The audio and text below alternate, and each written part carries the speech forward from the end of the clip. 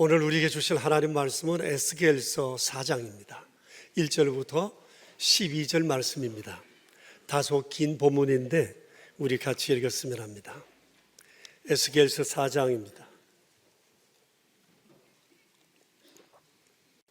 함께 받들어 읽겠습니다.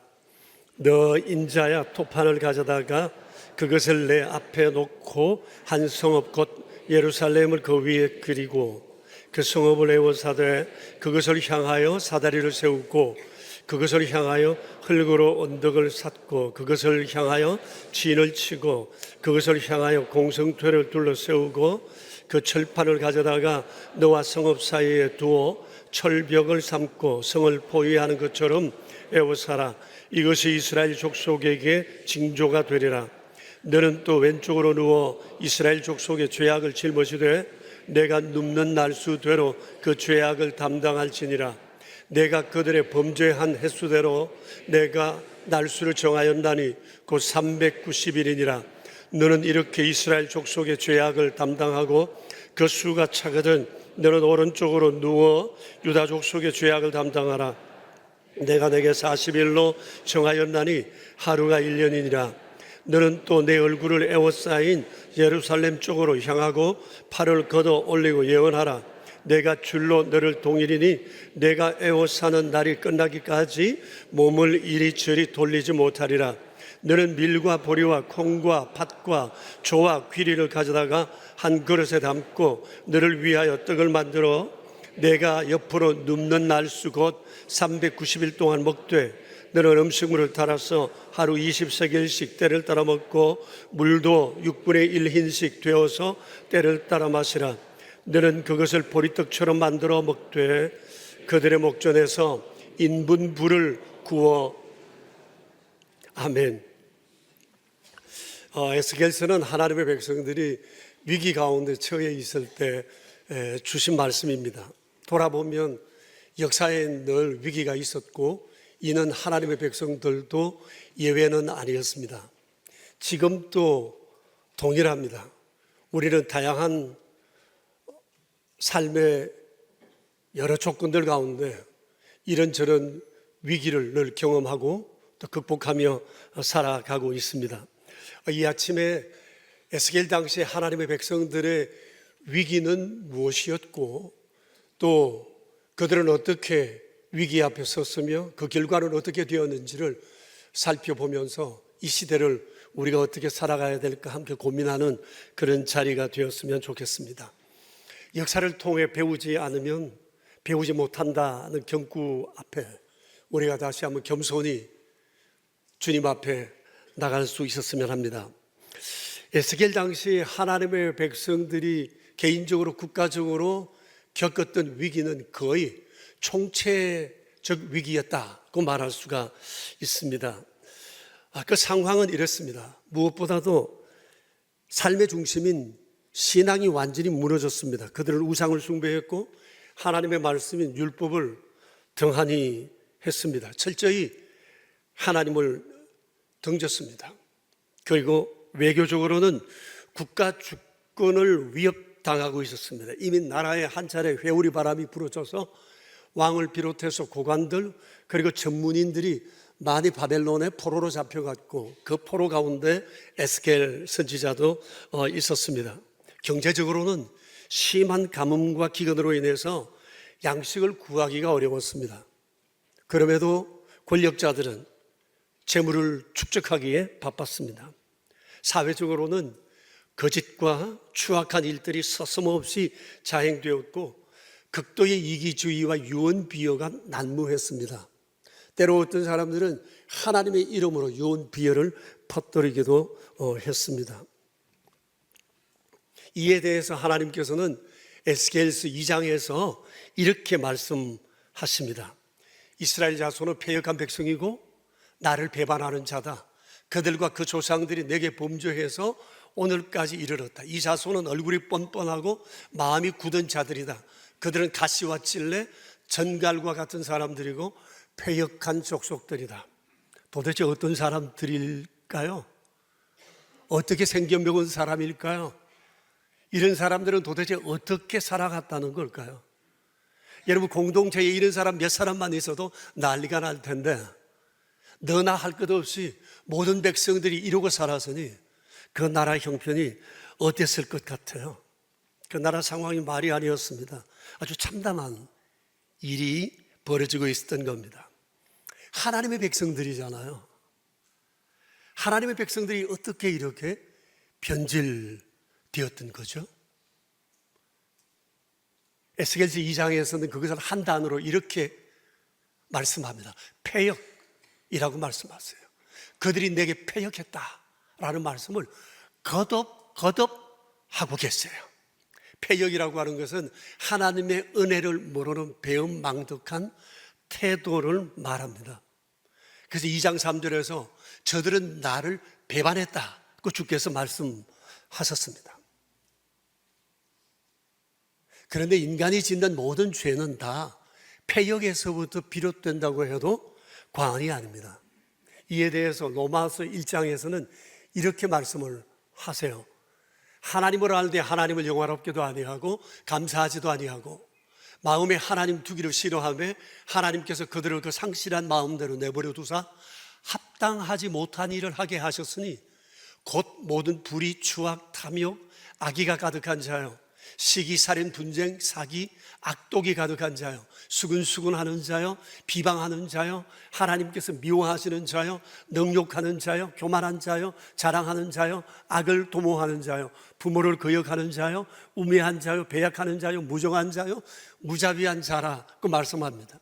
여기 여러분 나오는 이런 죄악들은 아마 우리 사람들이 살아가면서 짓는 모든 죄악들이 총망라되었다고 해도 과언이 아닐 것입니다. 여러분 보세요. 성경은 이 모두가 다 하나님에 대한 무지와 하나님을 은혜를 알지 못하는 것에서 비롯된다고 말하고 있습니다. 에스겔 당시에 하나님의 백성들의 얼굴이 뻔뻔하고 마음이 굳고 가시와 찔레와 전갈 같은 삶을 살아가게 되는 이 몹쓸 사람이 되었던 것도 누구 때문도 아니고 환경 때문도 아니라 그들이 하나님께 패역했기 때문에, 하나님의 은혜를 잊었기 때문에 그들은 결국 그렇게 살 수밖에 없었다고 하는 것을 주님은 말씀하고 계십니다. 주의 백성들이 이렇게 몹쓸 사람이 되었으니 주님의 마음이 얼마나 아팠을까요? 소가리가 매우 컸을 것 같습니다. 그래서 하나님께서는 이들을 심판하시겠다고 예고하시고 에스겔에게 2개의 퍼포먼스를 당부했습니다. 퍼포먼스라고 하는 것은 어떤 사실을 시각화하여 그 사실을 드러내 보이는 것입니다. 에스겔에게 당부하셨던 2개의 퍼포먼스가 오늘 우리가 읽은 본문에 나옵니다. 첫 번째 퍼포먼스는 1절부터 3절에 나오는데 여러분 그 내용들을 한번 살펴보세요. 같이 한번 보시면 너 인자야 토판을 가져다가 그것을 내 앞에 놓고 한 성읍 곧 예루살렘을 그 위에 그리라. 그리고 그 성읍을 에워싸라. 그것을 향하여 사다리를 세우고 그것을 향하여 흙으로 언덕을 쌓고 그것을 향하여 진을 치고 그것을 향하여 공성토를 둘러세우고 공격하는 그런 모습입니다. 또 철판을 가져다가 너와 성읍 사이에 두어 철벽을 삼고 성을 포위하는 것처럼 에워싸라. 이것이 이스라엘 족속에게 징조가 되리라고 했습니다. 장차 나타날 징조에 관한 말씀입니다. 실제적으로 이로부터 8년 뒤에 이것은 현실이 되었습니다. 본문에는 워낙 간단하게 기록되어서 이스라엘의 멸망의 날 어떻게 되었는지 우리가 잘 감지하기가 어렵지만 지난 주간에 읽었던 예레미야서 그리고 금주부터 읽게 될 에스겔서를 보면 이스라엘 예루살렘의 멸망의 날이 얼마나 참혹했는지를 우리에게 잘 보여주고 있습니다. 보십시오. 이렇게 되기 전에 하나님께서는 이미 퍼포먼스를 통해서 보여주셨음에도 그들은 여전히 패역했고 그러다가 결국 멸망하고 말았습니다. 사람이 원래 이렇게 미련합니다. 당해보기 전에는 모릅니다. 그래서 안타까운 겁니다. 주님의 두 번째 퍼포먼스는 4절부터 12절에 나와 있는데, 이것은 그들의 패역하는 기간이 얼마나 길었는지를 말씀하고 있습니다. 390년, 40년이라고 주께서 말씀을 하고 계세요. 이 해수는 이스라엘이 건국된 후 멸망하기까지의 기간이지만, 그들이 하나님 앞에 지었던 죄는 비단 그뿐만 아닐 것입니다. 조상 대대로부터 지어온 죄가 너무나도 크고 많았다고 말할 수 있을 거예요. 그런데 하나님께서 에스겔에게 당부합니다. 이 연수의 1년을 하루로 환산해서 430일 동안 퍼포먼스를 하라는 겁니다. 몸을 묶은 채 390일 동안 왼쪽으로 눕고, 또 40일을 오른쪽으로 누우라고 그래요. 그리고 430일을 390일 동안만 이 퍼포먼스를 행하라고 주께서 말씀을 하셨습니다. 그리고 그 기간 동안 정한 음식과 물만 마시며 지내라고 했어요. 그러시면서 밀과 보리, 콩, 팥, 조, 귀리를 가져다가 보리떡처럼 만들어 인분으로 만든 거기에 불을 붙여 거기에 구워 이 떡을 만들어 먹으라고 했어요. 하루에 20세겔의 무게의 보리떡, 즉 떡, 그리고 6분의 1 흰의 물. 여러분, 20세겔이면 오늘날로 환산하면 230g 정도 됩니다. 얼마 되지 않습니다. 6분의 1 흰은 600cc, 큰 컵에 하나 정도밖에 되지를 않습니다. 일반적으로 성인이 하루에 먹는 음식이 얼마나 되죠? 한 1.5kg, 2kg, 이보다 더 적거나 많거나 할 수 있지만 아마 평균 그럴 것입니다. 물 한 2리터 정도 마십니다. 자, 그렇다고 봤을 때 에스겔에게 390일 동안 먹고 마시라고 하는 이 음식의 양은 매우 적었다라고 볼 수 있을 거예요. 사람이 생존하기에 턱없이 부족한 것입니다. 정말 쉽지 않았을 거예요.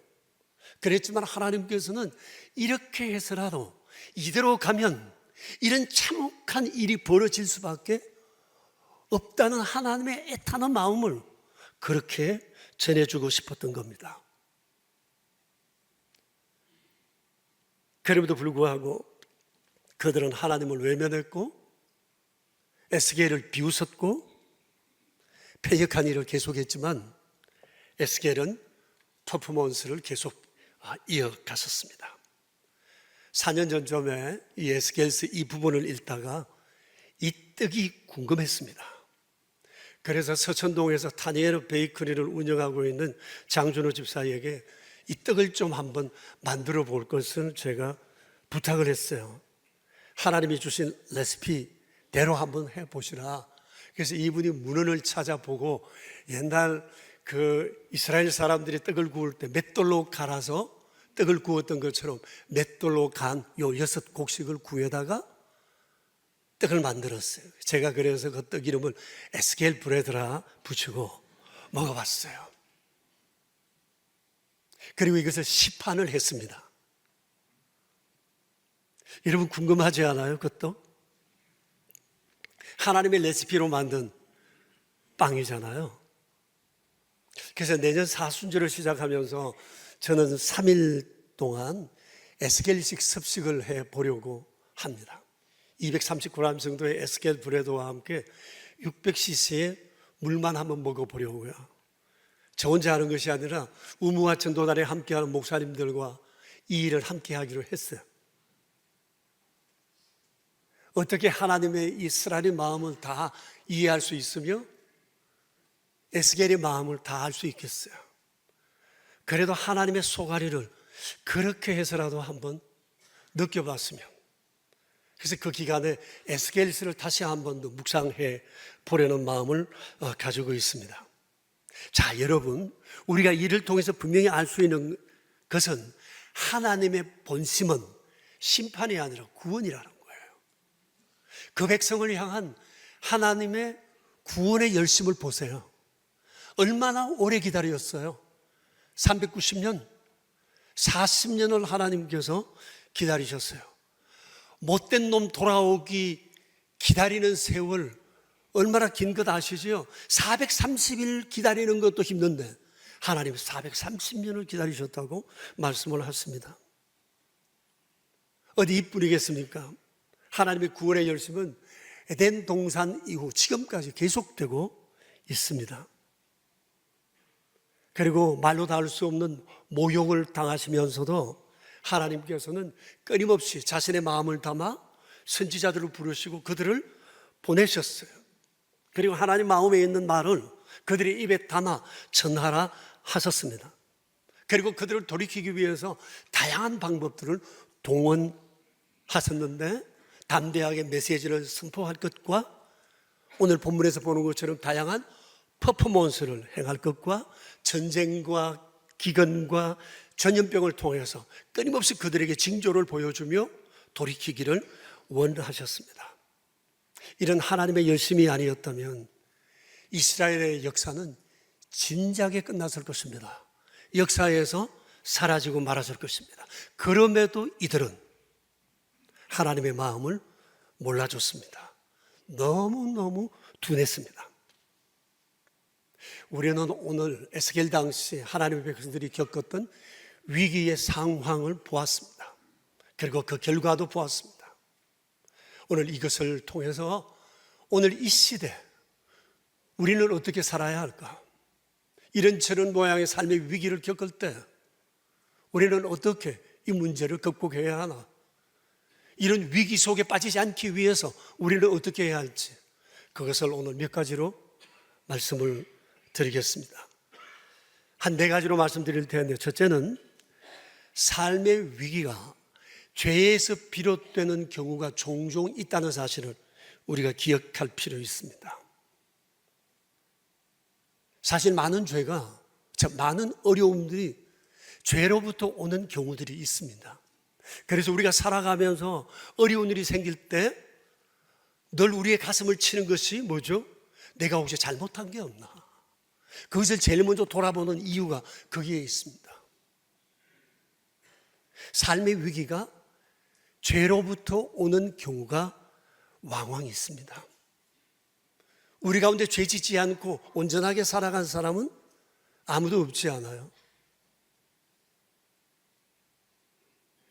종교개혁자 마틴 루트가 그랬습니다. 우리는 의인인 동시에 죄인이라고 했어요. 예수님을 주로 믿는 사람의 구원은 완전합니다. 그렇다고 해서 우리의 마음과 생각과 이 몸이 완전하다는 것은 아니에요. 우리가 세상을 살아가는 날 동안 악한 원수 마귀의 미혹은 너무나 강하고 우리는 이 미혹 앞에 매우 약합니다. 그래서 육신의 정욕과 안목의 정욕과 이생의 자랑의 덫에 걸려 넘어질 때가 너무너무 많아요. 죄로 말미암은 삶의 위기를 그래서 초래하는 경우가 많아요. 정말 조심조심 해야 합니다. 이래서 안 되지 않나 생각하면 안 해야 하고 양심의 가책이 오면 정말 단념해야 합니다. 아무리 소중하고 이익이 생길 만한 일이라 할지라도 그것을 내려놓아야 합니다. 어떤 삶의 위기는 죄로부터 올 수도 있다는 것을 기억해야 합니다. 둘째는 하나님께서는 죄를 오래 참으시지만 결코 묵과하지는 않으십니다. 당시 하나님의 백성들의 오해가 여기에 있었어요. 그래서 그들은 죄를 지으면서도 하나님이 심판하지 않으니까 당당했어요. 뻔뻔했어요. 두려워하지 않았어요. 늘 자기를 옳다 여기고 하나님에 대한 두려움이 없었습니다. 여러분, 우리 기억해야 합니다. 내가 지금 죄 가운데 있는데도 이래 살면 안 된다는 것을 가끔 내가 경종을 받지만 그럼에도 불구하고 내가 온전히 있다면 이것은 오래 참으시는 하나님의 은혜와 사랑이지 그것을 하나님께서 묵인한 것은 아니라는 사실을 우리가 결코 잊어서는 안 될 것입니다. 죄는 반드시 징계를 동반합니다.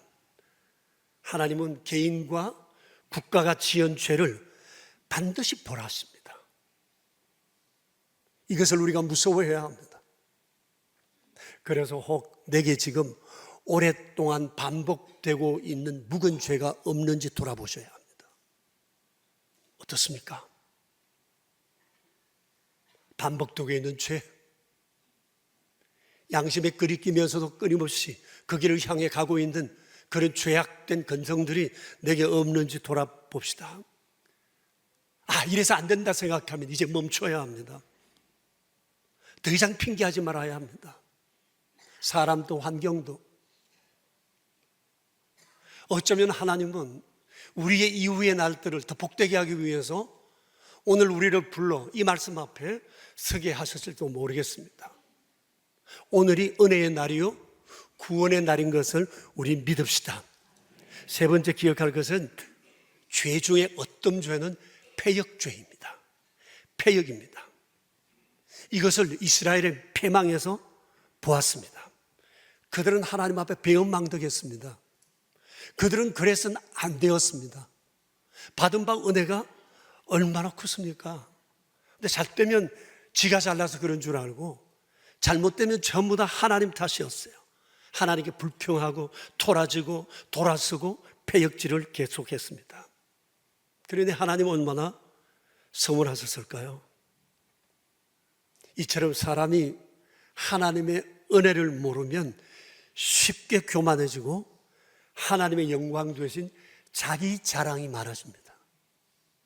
만일 그렇다면 이미 나는 패역의 길을 향해 가고 있다고 생각해도 될 것입니다. 여러분, 우리가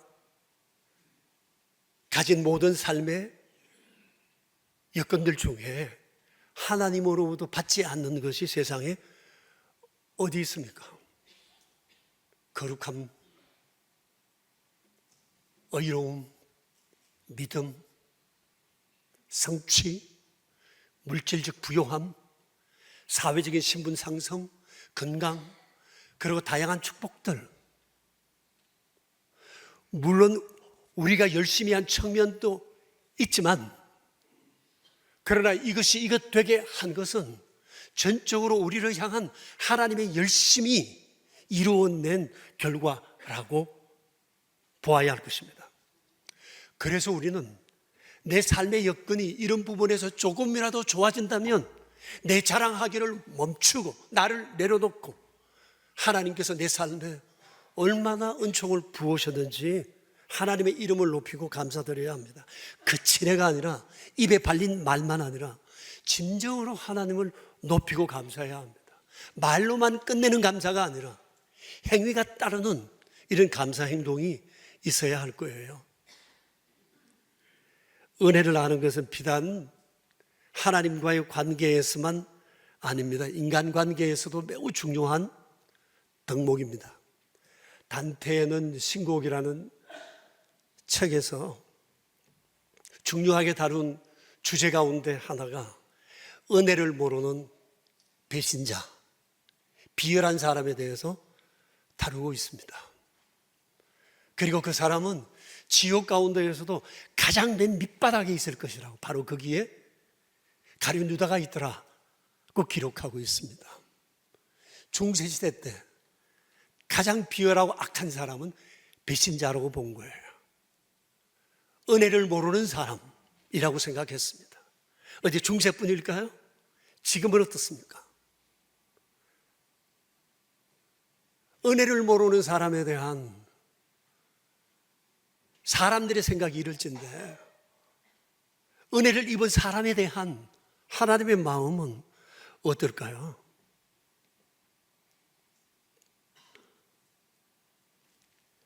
죄 중에 어떤 되는 죄, 그것은 패역이라는 것을 우리가 잊지 말아야겠어요. 자, 그러면 우리는 이 죄악들을 극복해야 하는데 어떻게 하면 이 죄들을 극복할 수 있을까요? 그것은 주의 은혜 안에 머무는 겁니다. 근데 이게 서툽니다. 은혜 안에 머물러야지 하는데 오래 가지 않습니다. 받은 은혜를 금방 또 쏟아버립니다. 그래서 후회합니다. 어떻게 하면 우리가 은혜 안에 오래 머물며 하나님의 축복을 쏟아붓지 않을 수 있을까요? 이렇게 보면 어떨까 싶습니다. 자신의 지나온 삶의 여정을 마음으로 생각으로 순례해 보는 거예요. 우리가 믿음을 고양시키기 위해서 성지 순례를 가는 것처럼 말이죠. 내 삶의 신앙 여정을 순례하는 겁니다. 저는 가끔 그렇게 제 삶의 여정을 순례하곤 합니다. 다시 말하면 지난 일들을 돌아보는 거예요.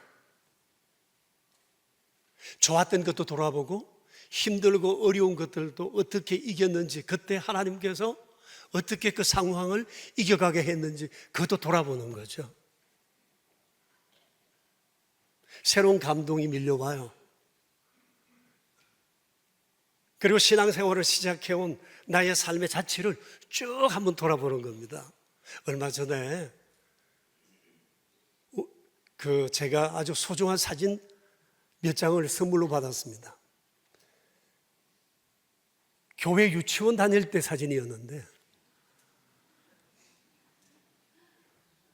우리 교회 제 유치원 선생님의 아들이 우리 교회 나와요.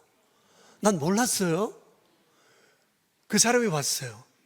근데 선생님이 얼마 전에 돌아가시고 유품을 정리하다가 이 사진들을 발견했는데, 혹시 목사님 어딘가 찾아보세요. 그리고 이 사진을 보냈습니다. 여러분, 우리 울릉도 어머니들 멋쟁이지 않아요? 제가 소풍 갔는데 찍은 건데 전부 다 고운 한복을 다 차려입고 왔어요. 저 많은 아이들 중에 저도 있습니다. 이걸 보면서 그 오래된 그 시절의 생각들이 막 떠오르는 겁니다. 활동했던 것, 교회 모습들, 유치원 기구들, 성탄절, 부활절 됐을 때 우리가 게스트로 출연해가지고 무용하고 연극했던 것들 막 떠오르는 겁니다. 갑자기 저 자신이 아주 깊은 산속에 들어가서 시원한 바람을 맞았을 때와 같은 그런 느낌이 확 밀려오는 겁니다.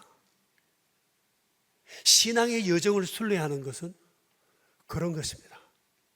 종종 제가 세례 받았던 때, 첫 성찬식을 했던 때, 교회 사역을 이루어왔던 그때의 경험들, 수많은 성도들과의 교제, 그리고 고향교회, 제가 사역했던 여러 교회들, 이런 것들을 떠올릴 때마다 제 안에 기쁨이 참 넘쳐요. 그리고 하나님의 은혜로 새롭게 충만해지는 것을 경험합니다. 과거를 회상하는 것은 그래서 좋습니다. 나 왕년에 이런 것이 아니라 신앙 여정을 순례하는 거예요. 주와 함께 동행했던 삶의 여정을 기억하다 보면 하나님의 은혜 속에 다시금 푹 빠지는 경험을 하게 됩니다. 그리고 다시 하나님께 집중하게 되죠. 우리가 어떻게 또 하나님의 은혜 속에 머물 수 있을까요? 사도신경과 주의 기도를 자주 되새기는 겁니다. 우리가 다 알지 않습니까? 사도신경 안에는 하나님의 수많은 은혜의 요소들이 가득 담겨 있습니다.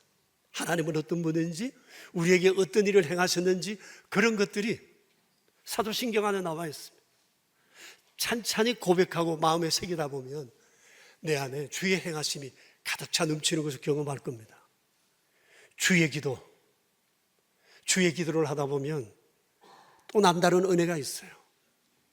우리 예수님은 기도하실 때 어떤 것을 소중히 여기셨는지, 주님이 기도하시면서 사용하시는 단어는 어떤 것인지, 주님의 관심사는 뭔지, 주님이 우리에게 가르쳐주고 싶어 하시는 것은 무엇인지, 마치 주의 음성이 잔잔히 들리는 것 같은 주님의 마음을 따뜻하게 느낄 수 있는 것이 바로 주의 기도입니다. 자주자주 주의 기도를 주님께 올려보십시오. 얼마나 우리 안에 풍성한 주의 은혜를 경험하게 되는지 모릅니다. 사랑하는 교우 여러분, 우리는 다 연약합니다. 연약한 나를 지키는 게 그것은 바로 하나님 은혜를 기억하고 그 안에 머무는 겁니다. 그럴 때 우리 주님의 열심 있고 강한 손이 나를 붙들어 줄 겁니다. 내가 한 발 내딛으면 주님은 두 발 내딛으며 다가오실 것이고, 내가 걸어가면 주님은 나를 향해 달려오실 것입니다.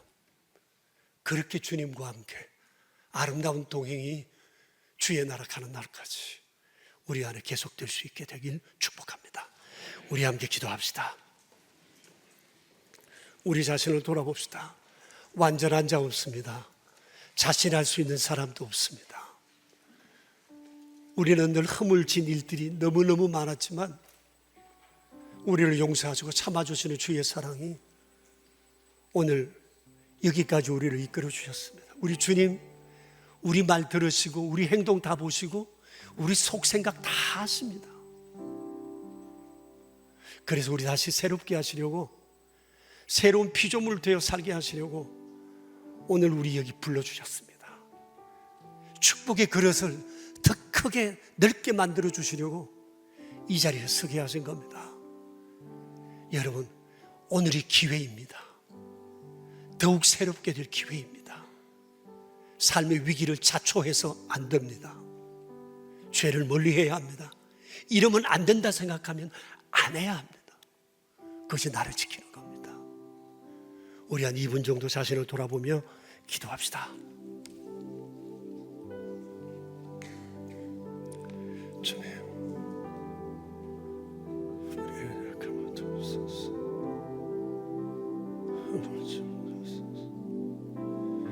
죄악 가운데 있으면서도 죄를 저러하지 못한 어릴 수 없지만 불쌍히 여겨주세요. 오히려 잘해야지.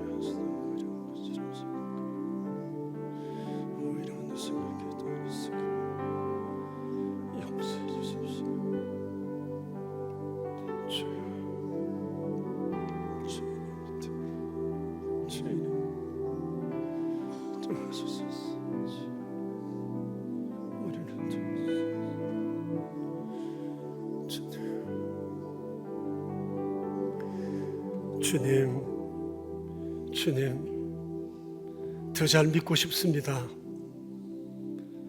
더욱 주님 사랑 헤아리며 사는 복받는 인생 되고 싶습니다.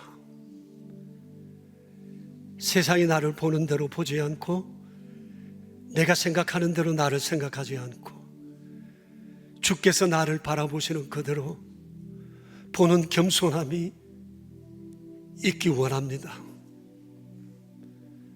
옛 이스라엘 백성들 그 큰 은혜 가운데 살면서도 이들이 이렇게 패역할 수 있다니, 우리는 혀를 차며 그럴 수 없다고, 마땅히 벌을 받아야 할 사람이라고 말할지 모르나 그것이 바로 저의 죄인 것을 감출 수가 없습니다.